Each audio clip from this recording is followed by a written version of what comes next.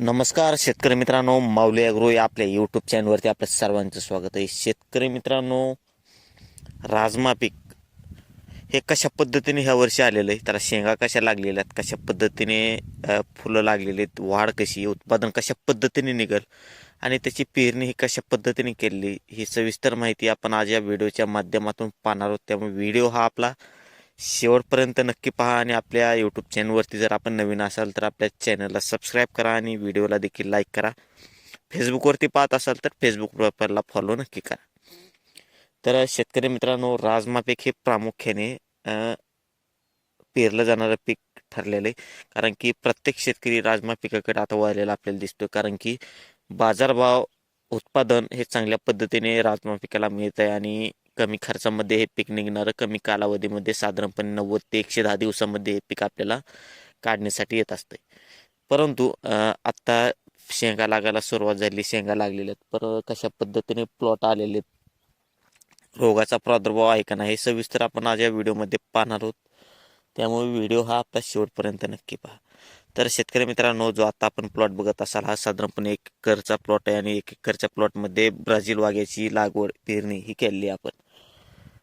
तर ब्राझील वाघ्याविषयी आपण थोडक्यात माहिती सुरुवातीला पाहू. तर ब्राझील वाघ्याची खासियतचा जर विचार केला, त्याला बाजारभाव साधारणपणे 9,000 ते 11,000च्या आसपास याला बाजारभाव आपल्याला मिळतो गेल्या वर्षीचा जर विचार केला तर.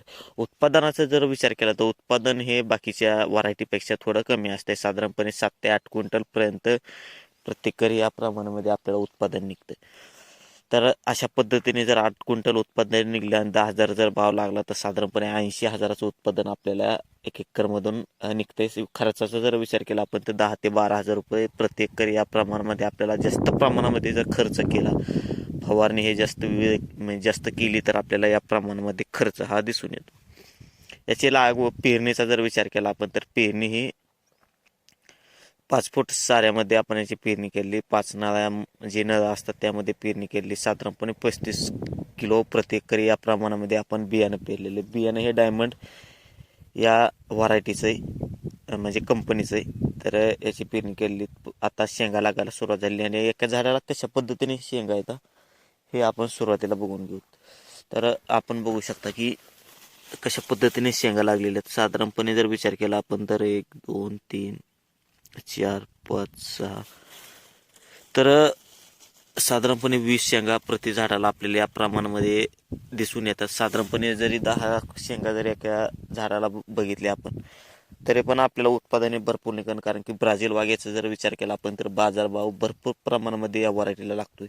आता फुलं लागायला देखील सुरुवात आहे, चालूच आहे, आणखी देखील शेंगा लागणार आहेत. परंतु साधारणपणे जर एका झाडाचा जर आपण विचार केला तर 10 शेंगा एका झाडाला आपल्याला आहेत. कमीत कमी आपण धरले, जास्तीत जास्त भरपूर प्रमाणामध्ये शेंगा लागल्याला सुरुवात आहे. आता देखील लागायला सुरुवात आहे. शेंगामध्ये जर विचार केला आपण बी किती निघेल तर 1 2 3 4 5 बिया आपल्याला एका झाडामध्ये निघतील. या प्रमाणामध्ये हा प्लॉट आला. विचार जर केला आपण साधारणपणे 8 क्विंटल ते 9 क्विंटलपर्यंत आपल्याला एकरी उत्पादन हे निघलं पाहिजे. याच्यावरती कसल्याही प्रकारचा आपल्याला रोग किंवा किडीचा प्रादुर्भाव देखील दिसून येत नाही. सुरुवातीला तणनाशकाची एक फवारणी केली, नंतर एक बुरशीनाशक आणि फुलावर अवस्था सुरू झाल्यानंतर त्याच्यावर देखील आपण एक फवारणी केली. या पद्धतीने आपण फक्त नियोजन केलेलं आहे.